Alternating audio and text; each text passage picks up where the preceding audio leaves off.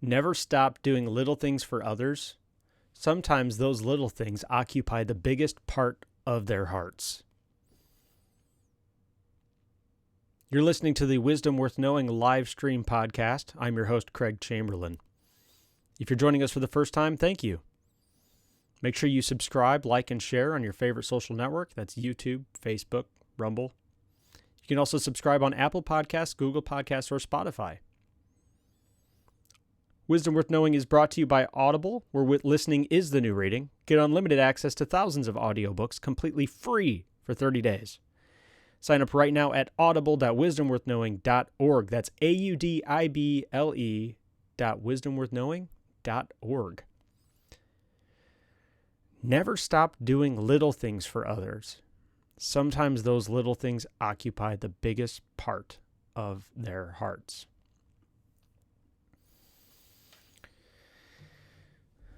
Do we stop to consider, I know I'm guilty of this, just how important the insignificant things or the seemingly insignificant things are to people?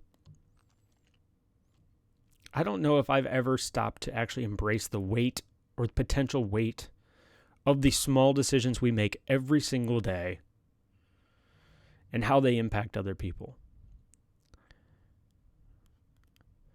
First of all, it's just hard to even understand or appreciate what everybody may be going through at any given time. We have no idea the burden or load that somebody else is carrying. We can guess. The problem is strong people carry it better than others. So people who seemingly have it all together may not. Maybe they're carrying around something extremely heavy. They're just being strong for those around them and those they love. We have really no way of knowing for sure what they are going through. We just don't. We don't possess the information. We don't possess the empathy. We don't possess the amount of knowledge necessary to properly understand what they're going through. We just don't. And that can be frustrating, can be annoying. But when it comes to that, I just think I have this natural default state of just saying it is what it is. We just don't know. We do not know the hearts of others. You know, Christ talked about this, like nobody knows the heart but God. Nobody. There are corners of our hearts we have never let anybody see. We may not ever let them see it in our lifetime. But God knows, right? So we can have conversations with him about it. I would encourage us to. You know, that way we can explore and at least figure out that part of ourselves. Learn to understand our own darkness. I think that's helpful, beneficial. The point I'm getting at here, though, is the first part of that quote where it says, never stop doing little things for others.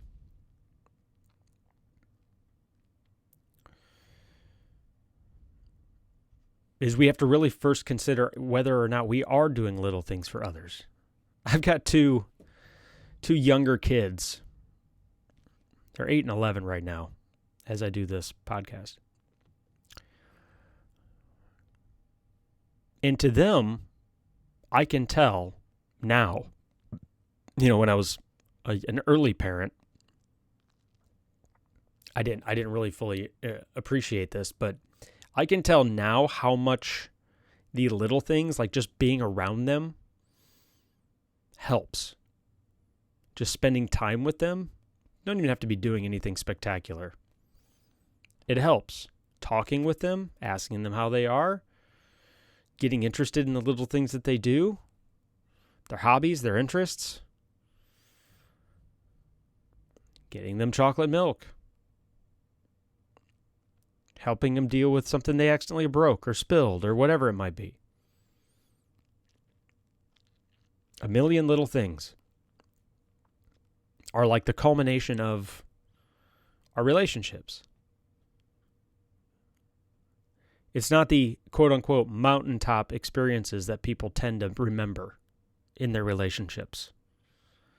It is. Over time, it's the million little things. I can honestly say this is probably true about my parents when I was growing up, was like all the little things that they did for us. I didn't really fully appreciate when I was younger.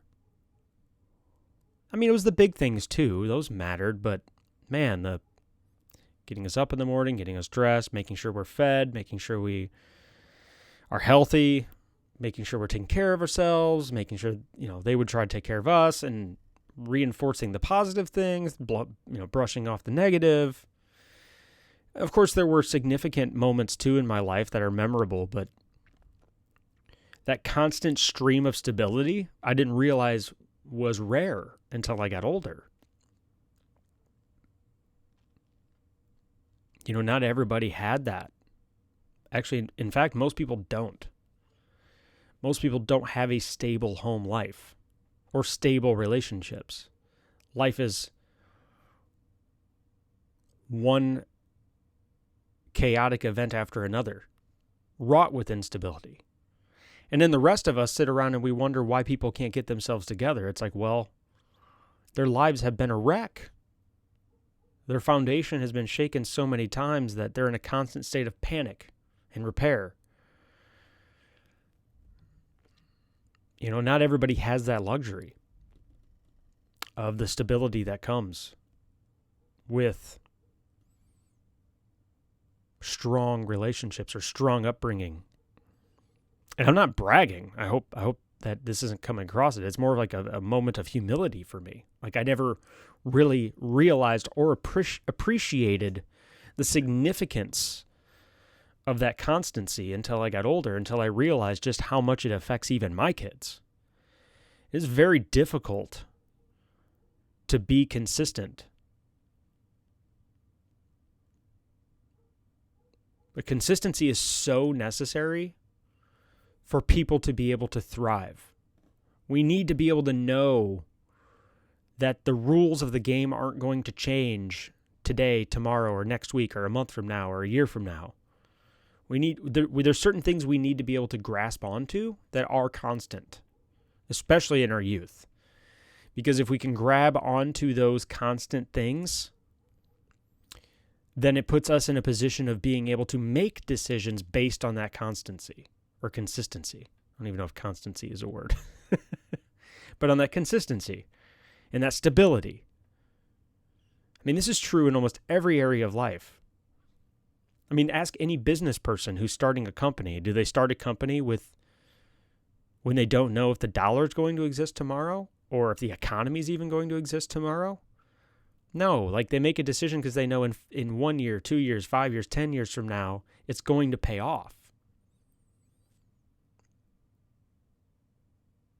Forward-thinking people become forward-thinking people because they have some history of consistency to bank on.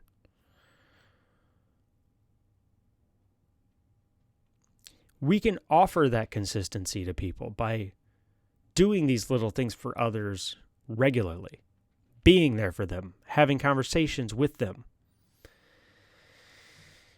positively reinforcing them, having just being part of their lives in a constant fashion of some kind. Being a rock for people to hold on to. This is also a point of immense gratitude I have for my Christian upbringing. Not my upbringing, but my Christian relationship with God is love him or hate him. The man, he's consistent. Love him or hate him, Jesus is consistent. God is consistent. He will be constant. He has been the same. He is always the same, and he will always be the same. That's why when you hear things from religious people like, he is my rock, he is my shelter. Like in a chaotic life, it is amazing to have something constant to hold on to. As life throws its inevitable ups and downs at us. You can love or hate religion, but that is an aspect of religion that is extremely beneficial. If you have a life that's chaotic and falls apart at random times, consider going to a church or opening your Bible. And you don't have to go to a church. You can have a personal relationship with God at any time. You don't need to be ultra religious. You can start establishing that relationship. And you will have something constant.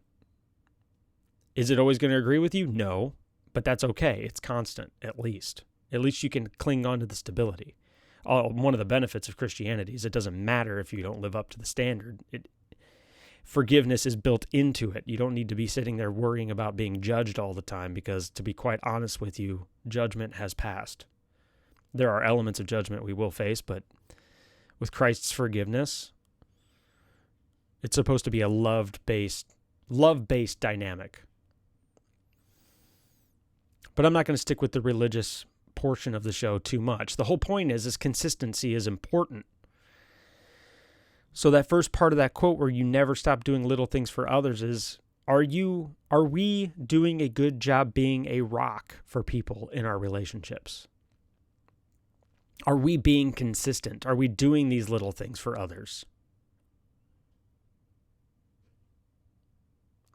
Before we tap into that a little bit, let me tell you about Amazon Audible. This show is brought to you by Amazon Audible. If you're like me and you love reading but don't have the time, then Audible audiobooks may be the perfect solution for you. With Audible, listening is the new reading. You can pop in your earbuds and discover that next exciting adventure or expand your knowledge from any PC, Mac, Android, Alexa, or Apple device. And check this out. Because you listen to this show, for a limited time, you can get instant access to thousands of audiobooks from Audible's Premium Plus catalog completely free. Just visit audible.wisdomworthknowing.org right now and take advantage of a limited time free 30-day trial. That's right, for 30 days, you'll get full access to Audible's Premium Plus catalog, as well as an additional free title of your choosing. If you discover audiobooks aren't for you, no problem. You can cancel instantly online. That's it. It's that simple. 2 years ago, audiobooks began to change my life, and they may change yours too. Pause this podcast and head over to Audible. That's audible.wisdomworthknowing.org and sign up right now. Sometimes those little things occupy the biggest part of their hearts. You know, when you're really young and your parents have kind of come through for you, you can bank on that for your entire life. And same thing with friendships. If you've had a friend who's come through for you consistently, you can bank on that. You know, I experienced a trauma when I was young. It wasn't my trauma specifically, but I don't want to go into it too much. But there was a moment with my mom and my dad that came out of that where they said something to me, and they probably don't even remember saying it. But they were there for me in that little moment. But to me, it was a big moment. I never forgot it. Something that was probably seemingly insignificant for them, but it was a big deal for me. And that second part of that quote where it says, sometimes those little things occupy the biggest part of their hearts, that's true. We don't even know. We don't even know how much these little things mean to other people. I mean, we call them little things, but they may not be little. To us, they may be. But to other people, it may be a big deal. Maybe they're dealing with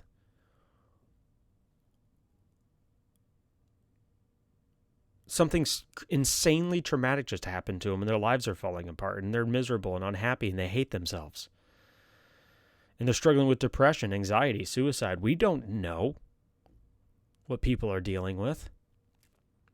And maybe you just being there, saying hi, making a phone call, shaking their hand, smiling at them, thanking them. Maybe these small things you're doing is literally the only thread they have.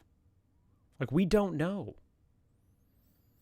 That's a pretty big responsibility.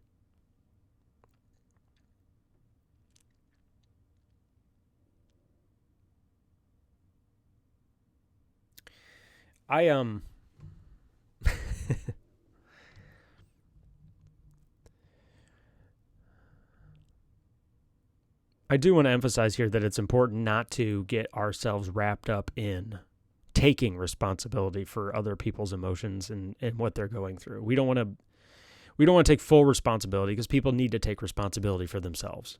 But we should take responsibility for our end of every relationship.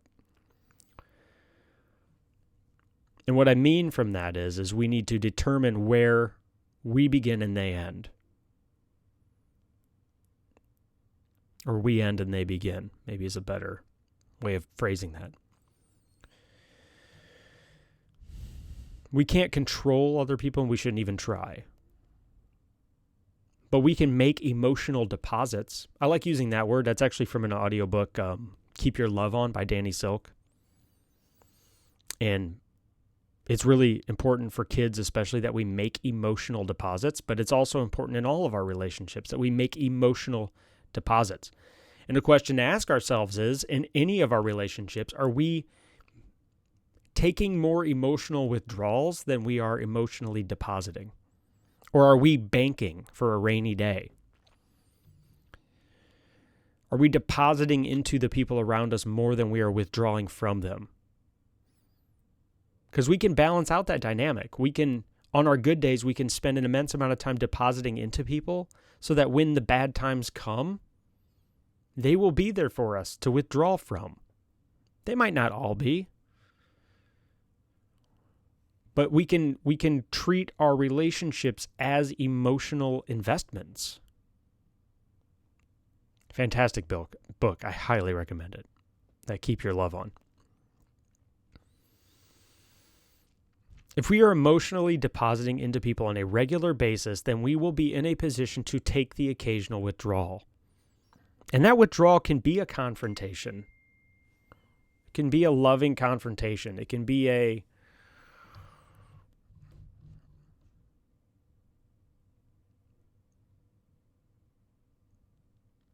piece of advice. It can be a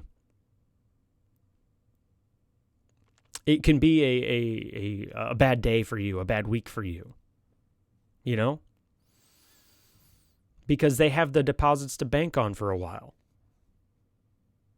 And this may be part of the relationship issue a lot of us are dealing with, is we don't take the time to deposit into people, and we expect them to constantly allow us to withdraw. We aren't doing these little things that may be big things to them. I need to get better at this. I've gotten better at it, but I definitely do need to get better at it. Another good book to consider on this front is Love Languages. I think it's called The 4 Love Languages, or maybe I'm mixing up a C.S. Lewis book, but there's a love languages book that talks about the different love languages people have. There's love languages and then love languages for children.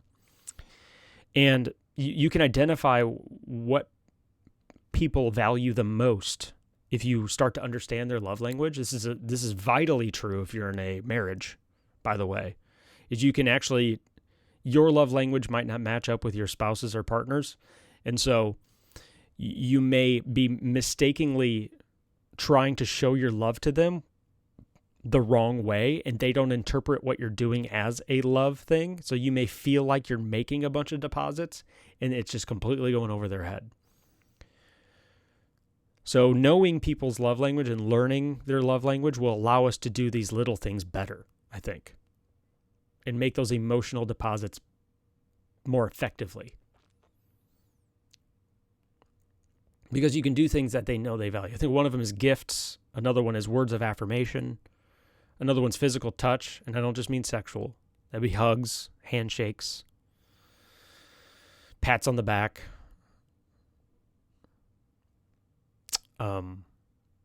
And then you got to consider that if their love language, for example, is words of affirmation, then when you say mean things to them, it hurts them more. It's more of a withdrawal. If their love language is gifts, if you forget to give them a gift on their birthday, they will take it personally. It doesn't have to be a big gift, but just the forgetting of giving a gift, a small gift, makes them feel devalued. So, yeah, that's a great thing to consider. So thank you for joining me today on the Wisdom Worth Knowing podcast. I'm your host, Craig Chamberlain. Don't forget you can like, share, and subscribe on all of your favorite social networks. It helps the show grow. That's Facebook, YouTube, and Rumble. You can also subscribe to the podcast on Apple Podcasts, Google Podcasts, Spotify. Anything you can do to share will help. The show is brought to you by Audible, where listening is the new reading. Get unlimited access to thousands of audiobooks completely free for 30 days. Sign up right now at audible.wisdomworthknowing.org. That's audible.wisdomworthknowing.org. And until next time, remember, never stop doing little things for others. Sometimes those little things occupy the biggest part of their hearts. Let's work on being the best version of ourselves we can today, because that's the only thing we have control over. I'm your host, Craig Chamberlain, and have yourself a wonderful day.